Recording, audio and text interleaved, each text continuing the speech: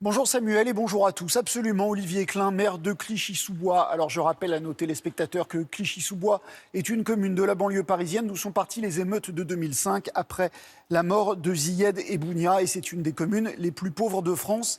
Merci monsieur le maire de répondre à nos questions. Alors le président de la République se rend ce matin dans une école à Poissy, de l'autre côté de la banlieue parisienne. Poissy où les écoles vont rouvrir lundi. Est-ce qu'à Clichy-sous-Bois, les écoles vont également rouvrir lundi ? Oui, bonjour. Alors, à Clichy-sous-Bois, les écoles vont rouvrir lundi et mardi pour les enseignants, pour qu'on continue à travailler. Et nous, notre objectif, c'est d'ouvrir les classes aux élèves le jeudi 14. D'abord de manière échelonnée, les grandes sections, les CP et les CM2. On est dans une ville où les cours préparatoires sont tous divisés en deux, dédoublés. Donc pour les CP, ça sera plus facile. Les CM2, on va travailler en fonction du nombre d'enfants que l'on aura à accueillir. Alors, vous n'avez pas voulu signer la tribune des 329 maires d'Île-de-France réclamant un report de la rentrée scolaire parce que vous estimez que l'école doit reprendre, c'est nécessaire ? On le sait, dans nos quartiers, l'absence d'école, malgré les efforts des parents, des enseignants de faire l'école à la maison, c'est extrêmement différent. Donc, pour les enfants et les parents qui le souhaitent, je crois que c'est important, c'est socialement et c'est notre responsabilité d'essayer de travailler avec les parents d'élèves, avec les enseignants, à ce retour qui est compliqué. Je nie pas la complexité et les inquiétudes sont légitimes, mais je crois notre responsabilité comme maire, c'est d'essayer de réussir avec les enseignants cette rentrée pour nos enfants. Le président de la République et le Premier ministre ont dit pendant cette période de confinement, avec l'école à la maison, on a perdu beaucoup d'enfants, causant des dommages irréparables. Le Premier ministre a parlé hier de bombes à retardement. Est-ce que ce sont des phénomènes que vous avez constatés dans votre commune ? Comment les enfants... Allez-y, pardon. Il n'y a jamais de dommages irréparables, sinon ça serait insupportable. Nous, on a beaucoup travaillé, on a essayé de donner des ordinateurs. La Fondation BNP nous a donné une centaine d'ordinateurs qu'on a prêtés aux enfants. J'ai interpellé le président de Microsoft et il a entendu mon appel et nous venons de recevoir 300 ordinateurs supplémentaires. L'État a proposé aussi une aide aux cités éducatives pour acquérir des ordinateurs. De toute façon, avec ou sans déconfinement, il faut qu'on dote nos enfants, qu'on lutte contre cette fracture numérique et qu'on donne du matériel informatique. Ça ne suffira pas, parce qu'il ne suffit pas d'avoir un ordinateur si on n'a pas de connexion Internet. C'est pour ça que je fais un appel aussi aux grands opérateurs pour nous aider à donner des routeurs ou des clés 4G parce que nos enfants ont vraiment besoin d'avoir les mêmes chances que les enfants des autres quartiers de ce pays. Comment vous appréhendez alors ces nombreux maires qui refusent la rentrée scolaire ? Qu'est-ce que vous en pensez alors que visiblement il y a besoin de ramener ces enfants à l'école ? J'ai bien lu cette tribune, ils ne refusent pas, ils sont comme moi, ils s'inquiètent. Après, chacun se bat de manière différente. On a tous une envie, c'est que cette école rouvre dans les meilleures conditions possibles. Moi, je discute avec l'éducation nationale. On s'est mis d'accord pour dire que mardi, on ne serait pas tous prêts et qu'on va commencer jeudi. On ne va pas accepter tous les enfants de tous les niveaux. Et puis, on est sur la base du volontariat. Je peux comprendre leur inquiétude, je la partage. Mais en tout cas, moi, je me suis dans l'action et j'essaye de répondre à cette inquiétude en proposant, vous savez, les enfants des personnels soignants, on les accueille tous les jours depuis 8 semaines. On s'est déjà entraîné, on a déjà des personnels permanents dans les écoles pour désinfecter. J'ai commandé plusieurs centaines de visières. Vous avez des masques pour les enseignants, vous avez des masques pour les grands enfants, pas ceux de maternelle évidemment ? Pour les enseignants, c'est l'éducation nationale qui doit fournir ces masques et ils s'y sont engagés.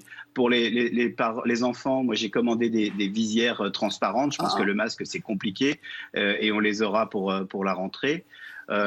Pour les enfants de maternelle, et je ne suis pas encore certain que tous les enfants de maternelle pourront être accueillis dans de bonnes conditions.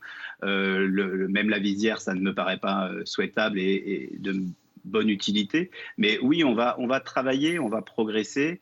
Et surtout, il faut culpabiliser personne, ni les parents qui feront le choix de mettre leurs enfants, ni les parents qui feront un autre choix. Et pour ceux qui continueront à rester chez eux, il faut se donner les moyens de continuer l'enseignement, parce que l'enseignement, c'est la clé de voûte de notre société, de notre République.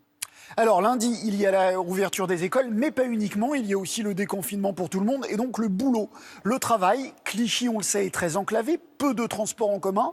Est-ce que vous savez un peu comment ça va se passer ? Est-ce que vous êtes serein ? Est-ce que vous êtes inquiet ? c'est forcément extrêmement compliqué. On l'a dit aux transporteurs, on l'a dit à la présidente de la région, Valérie Pécresse. Il faut que les transports fonctionnent à plein. À ce moment-là, si les gens doivent se retrouver entassés dans les bus ou dans notre nouveau tramway, Mais on c'est sait pas que ça ne sera possible. pas à plein. Ça ne sera pas à plein dès lundi, on le sait déjà.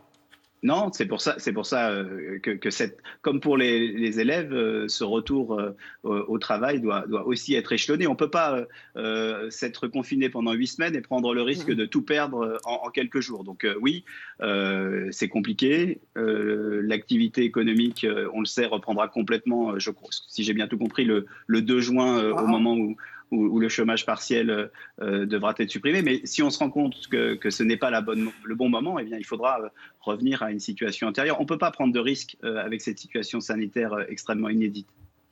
Quelle est, après presque 2 mois de confinement, la situation sociale dans vos quartiers? Alors, on a lu ici ou là qu'il y avait des émeutes de la faim. Est-ce que c'est exagéré ou est-ce que c'est la réalité? Le mot émeute de la faim est exagéré, mais c'est vrai qu'on a une crise sanitaire qui a entraîné une crise sociale très importante pour les habitants de nos quartiers. Il était extrêmement important qu'on réponde présent, la municipalité, les associations, l'État, à cette situation grave. On a vu des files d'attente très importantes à des distributions alimentaires. C'est pour ça que moi, j'ai appelé à ce qu'on puisse donner plus de bons alimentaires dans nos centres communaux d'action sociale, parce que faire manger ses enfants à la cantine tous les jours à 1 euro, ça n'a rien à voir avec faire manger ses enfants en faisant ses courses tous les jours. Les prix, 1 euro, c'est le prix évidemment, des ont explosé. cantines scolaires dans votre commune, c'est ça? Pour les familles Ouais. les plus modestes, oui. C'est pour ça que depuis la semaine dernière, on donne, en plus des aides habituelles du centre d'action sociale, une aide à tous les enfants qui étaient scolarisés et qui mangeaient à la cantine pour compléter les aides de l'État. C'est pour ça que je dis au gouvernement qu'il faut doubler la prime de rentrée scolaire, parce que cette crise sociale, elle ne va pas s'arrêter au moment de la sortie du confinement. Elle va durer. Il faut s'inscrire dans une dynamique pour nos quartiers populaires et ses habitants profonde. Peut-être le retour des emplois aidés qui, je crois, manque cruellement, notamment à nos associations.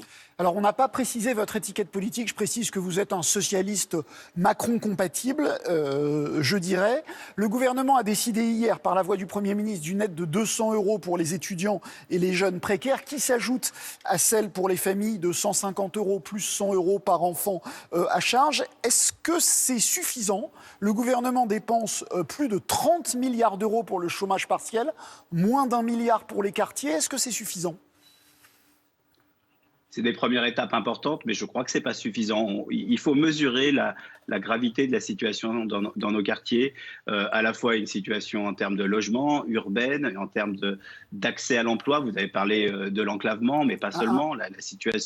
La situation des habitants de nos quartiers est extrêmement précaire. Donc, c'est pour ça que je le redis, le doublement de la prime de rentrée scolaire, je crois qu'elle est extrêmement importante.